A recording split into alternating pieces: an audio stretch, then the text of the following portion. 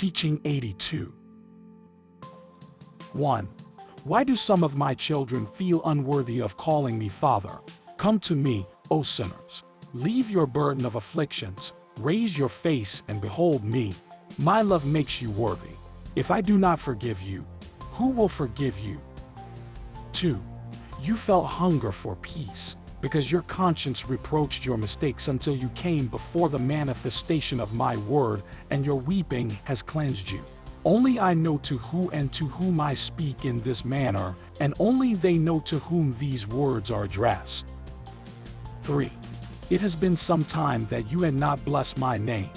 Your tortures and sufferings made you believe that you were in an endless inferno.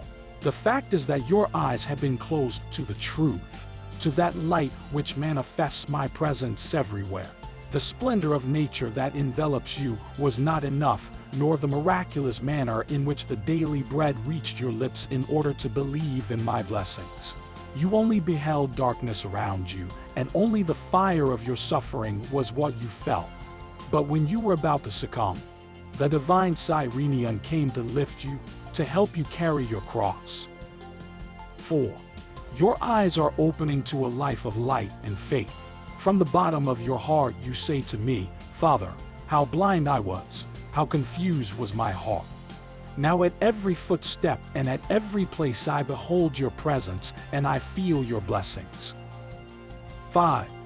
Verily I say to you that those who suffered and greatly offended me shall be the ones who will love me more intensely, and from their heart will constantly emerge their offering to my divinity. It shall not be material offerings nor songs, or altars of the earth. They know that the most pleasing offering and worship for me are the deeds of love which they perform toward their brethren. 6. Beloved children who came to me like the prodigal son, do not forget the love with which I received you and the humility with which you approached. It would be sad if you were to feel yourselves filled with peace in your life again.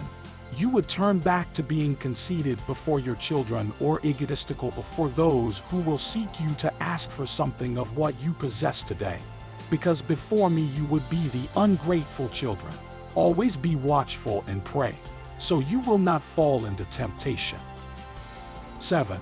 Understand, beloved disciples, that this existence which you enjoy today is a good opportunity for you to elevate your spirit. For some this shall be the last incarnation. Others will have to return to earth again. This is the propitious time to speak to you in this manner. May no one be scandalized or surprised because of that. 8. Jesus during that time revealed to you many unknown lessons and carried out many deeds, which in the beginning caused confusion, but that were later recognized as true divine revelations. Bear in mind that antecedent so that you will not venture with your judgments during this period without first having analyzed my teachings. 9. If mankind would have known how to analyze the prophecies of the first and second eras, they would not be confused today about their fulfillment. This is what happened during the second era when the Messiah was born among men. The same thing that is happening today when I have come in spirit. 10. The meaning of my teaching is the same in the two eras. It prepares you to make of this existence a pleasant dwelling, although temporary, where men will regard and treat each other as brethren with a warmth of true brotherhood pouring from one another. Also, prepare the spirit to penetrate into those worlds or mansions that the Father has reserved for his children after this existence.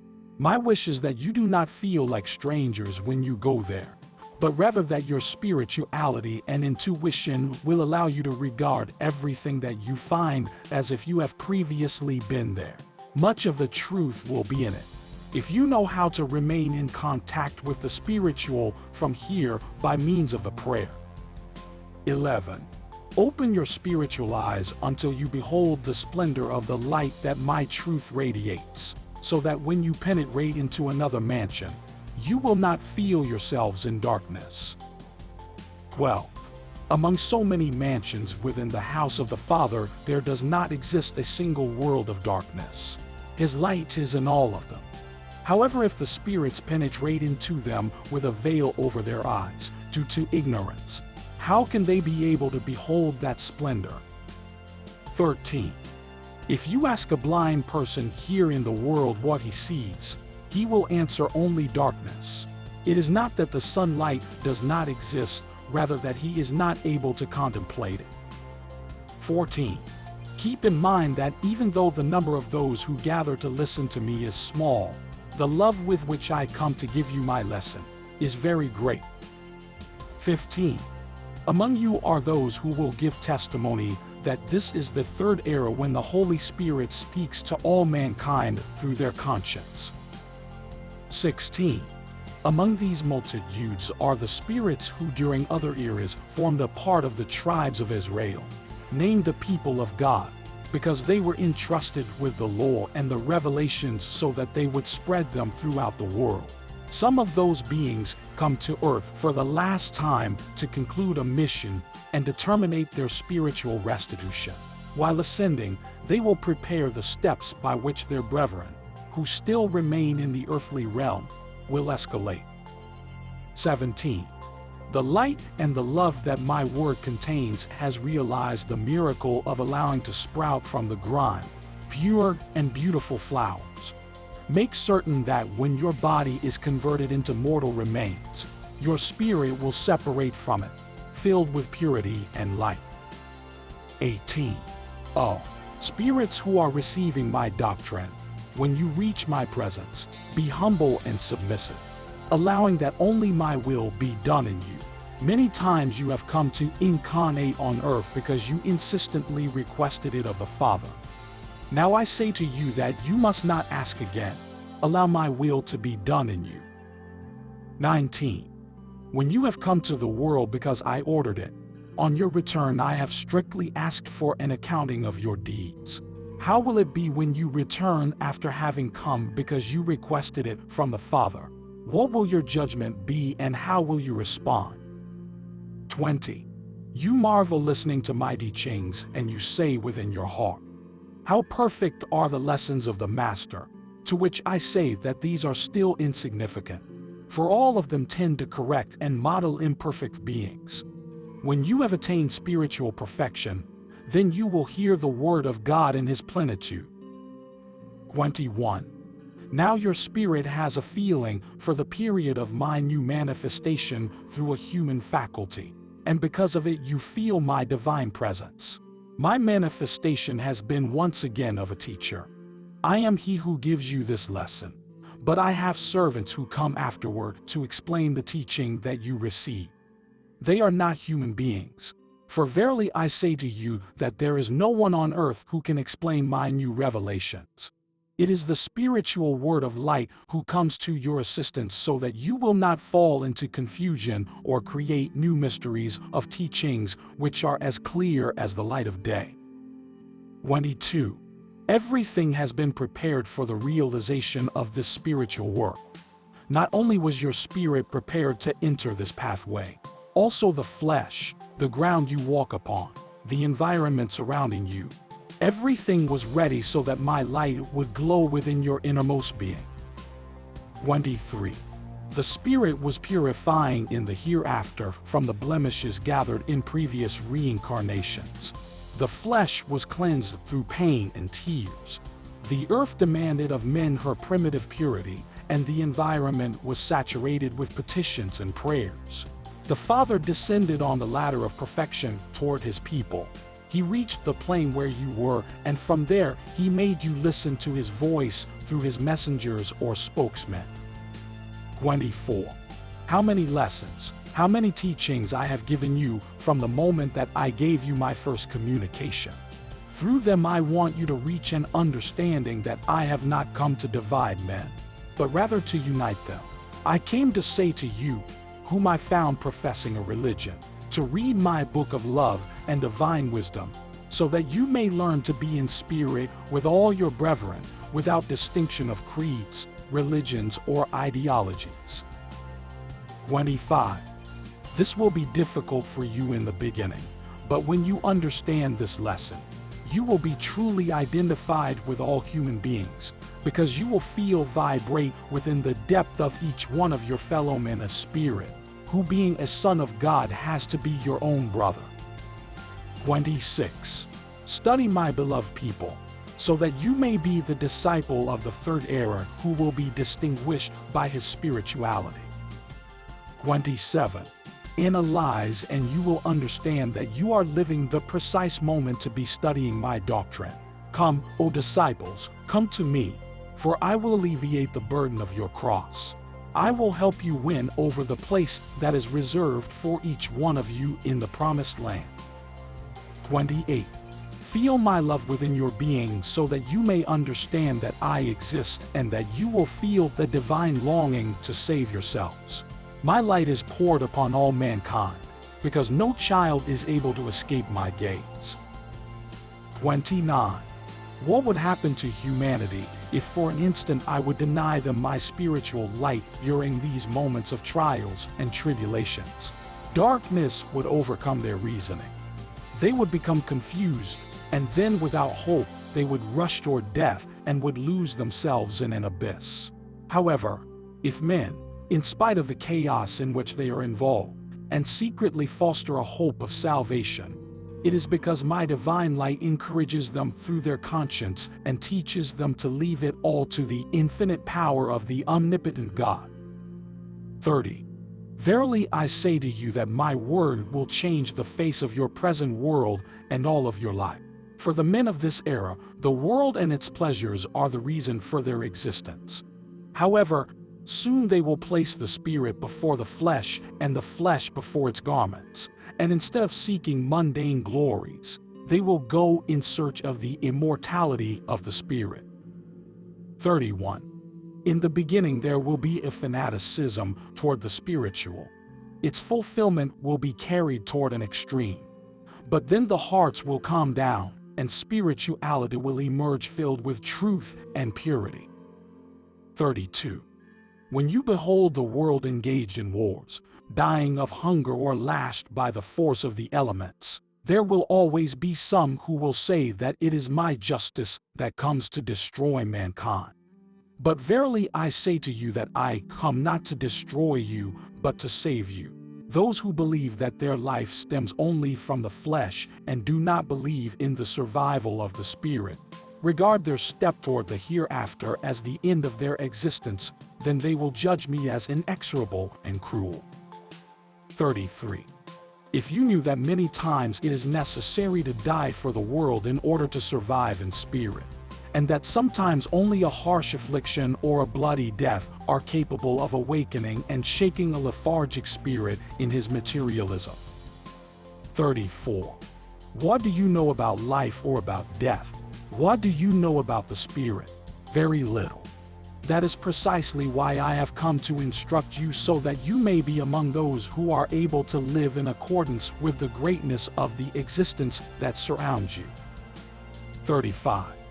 During this era there is hunger in the world, a hunger of the flesh and of the spirit. That of the flesh troubles you more, and this is the one which makes you say to me, Father, during past years you sent to your people the manna in the wilderness so that they would not perish.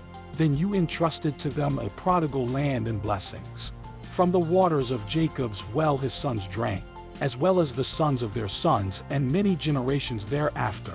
And when you came to the world to teach with your word, you led the multitudes to the desert. You took pity of their fatigue and hunger, and you performed miracles so that they would eat bread and fish. Why then now, when you see us suffer so much to obtain that bread, you are not moved because of our hunger and our misery. 36. If I would tell you that the answer to all those questions you carry it within your conscience, you would not believe it. Then I have to speak in order to tell you that all that I gave you in the world toward your sustenance and conservation, I have not taken it away.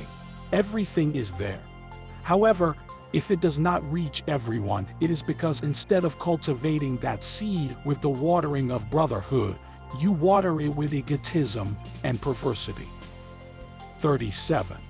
That is why it is necessary that a light of justice descends upon all spirits, and that is my inspiration which overflows upon every being during this period. 38. When men become repulsive to the bitter fruits which they have cultivated and turn their eyes to me, they will find that the spiritual existence and material nature have never denied their fruits to the children of God. They exist inwardly in each child, and it has been man who closed his eyes to reason and his intuition to the eternal light. Then there will be a confession from those who profane before that in the desert of this existence the manna was never lacking, that from Jacob's well still flows clear waters, and that the Father performs a miracle each day so that mankind will not perish from hunger or thirst. 39.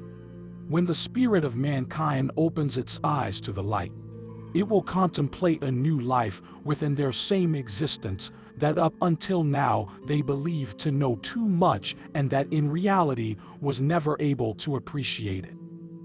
40. I come to you as the divine doctor who approaches the sick of body and spirit to give back their lost health. I am the one who comes to resurrect those who have died to the truth and the true light. My charity is ready to dry the tears of those who have wept greatly, and I will anoint everyone with only one balsam, which will be of love. 41. Welcome those who are poor, those who weep, and those who endure hunger and thirst for justice on earth, and who suffer it all with patience, because I come to seek them to reward their submission and faith. 42. This era is a new opportunity to attain the elevation of the spirit. Everything, even pain, is an influence for mankind to withdraw from the materialism that has enslaved them. 43. Men will scale the holy mountain on whose summit they shall find me. But before them, I will have experienced a new Calvary within the heart of mankind.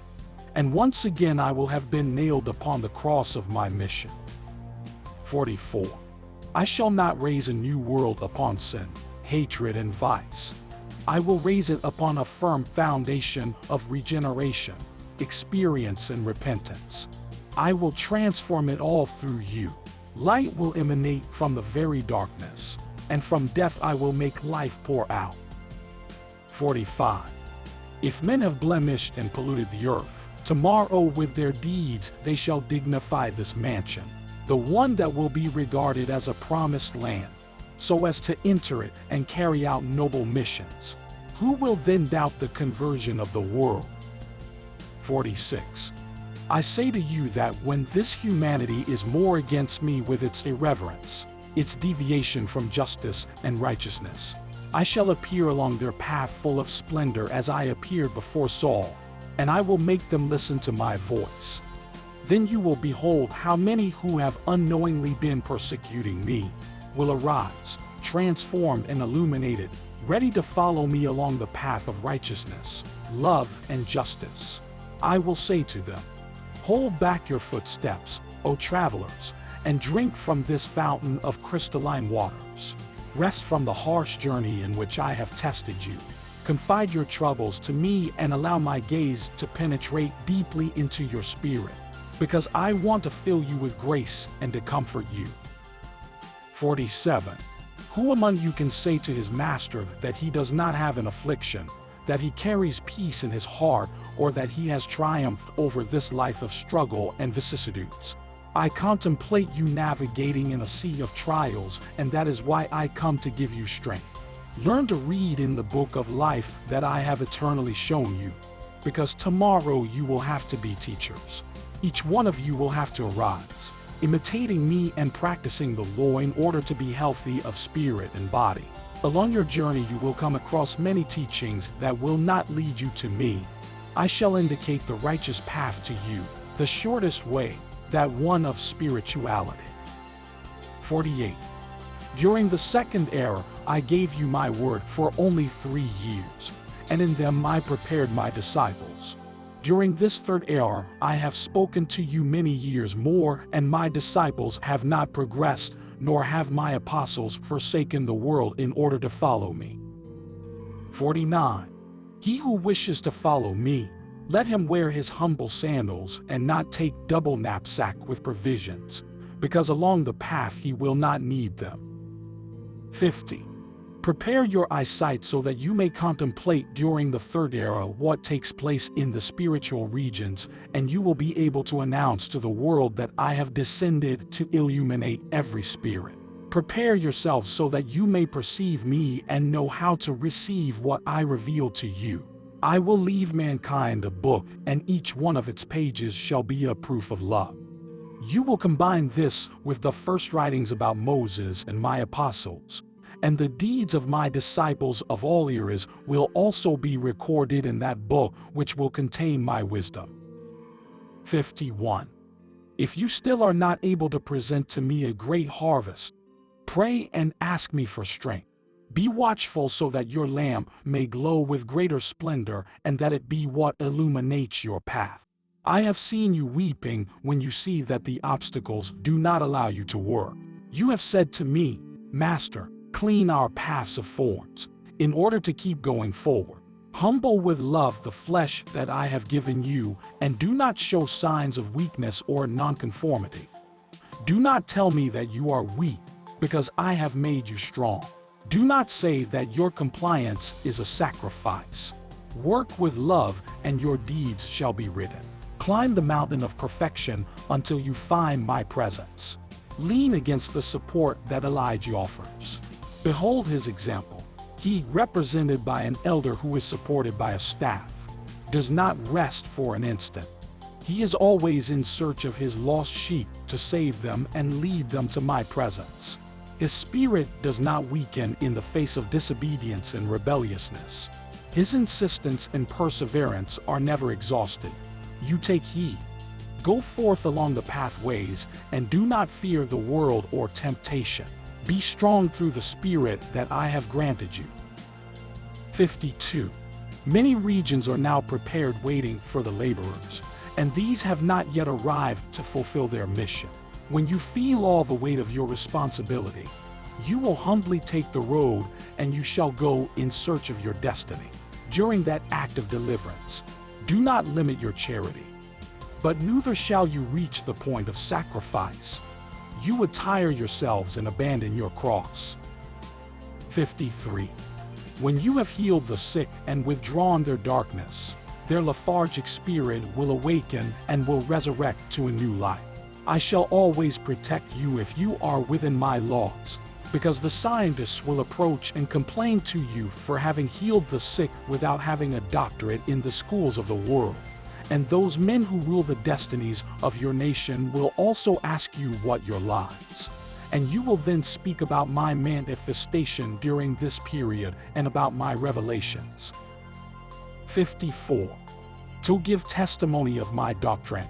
Glorify my name with your deeds, and your offering will reach me. 55. Let the sick, the lepers, the afflicted ones be with me, who do not have peace in their heart, and also those who have sinned and blasphemed. I shall heal everyone of body and spirit. 56.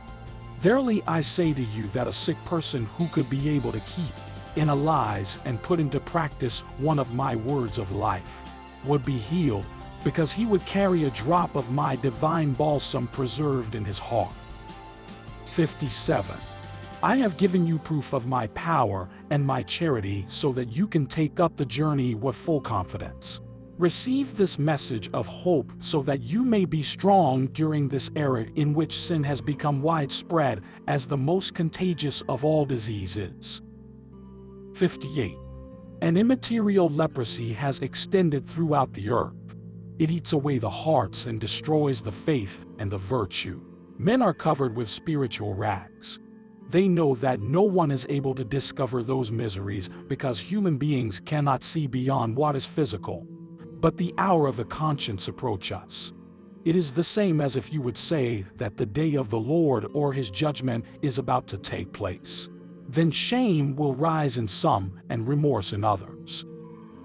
59.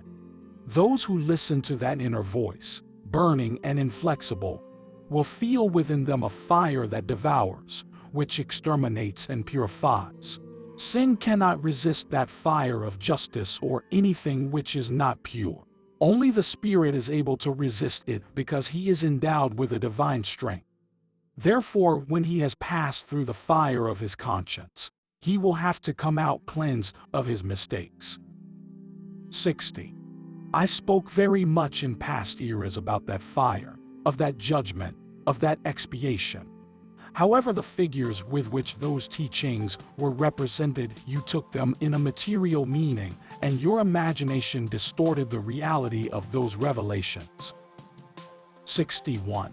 How many distorted interpretations men gave these divine lessons. They make me appear as a judge with monstrous cruelty.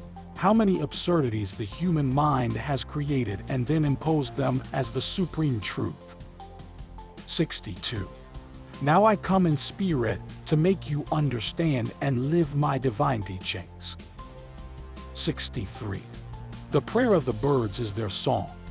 The prayers of men are their pure thoughts, which are elevated to me. Everything created has an offering for the Creator. The Father also has a present for each one of his creatures. Nevertheless, in the human species there exists meagerness, misery, suffering. It is the result of having made use of the freedom of will without listening to the voice of their conscience. It is the lack of harmony within the lives of men, between the divine and the material. However, all this suffering that now falls upon the world will serve to awaken them from their deep sleep. When mankind becomes aware of the truth and adjusts its existence to it, they will find the harmony of the spiritual with the material nature that surrounds them. 64. My new word will reach mankind as a message of light that will dissipate the darkness of their ignorance. 65. During this period, I am preparing the new fishermen of spirits who will save the shipwrecked victims from the rough waves. Among those fishermen will be those who are listening to my word during this time, and also those who, without having heard me, will have the gifts of intuition and inspiration awakened in order to receive my revelations. From different points of the globe will emerge those who will know how to communicate and unite in order to be strong during this fight. 66. There shall be numerous methods to allow my disciples to propagate this blessed seed. But never forget the humility and simplicity, because that is how I came to you, and in that same manner you will come close to those hearts, homes, and towns. If you come in that manner, you will be recognized as emissaries of a spiritual message, and your struggle will yield fruit and true spirituality, of regeneration and of brotherhood. 67. When Jesus concluded his divine mission on the cross in the second era, elevating his eyes toward the infinite, he said, "All is consummated." 68. In this third era, when I deliver my last word through a human spokesman, I shall repeat those same words, just like I again will pronounce them for the last time when all of you are in spirit in the promised land, where you will see me descend from my cross of redemption in order to tell you again, all is consummated. My peace be with you.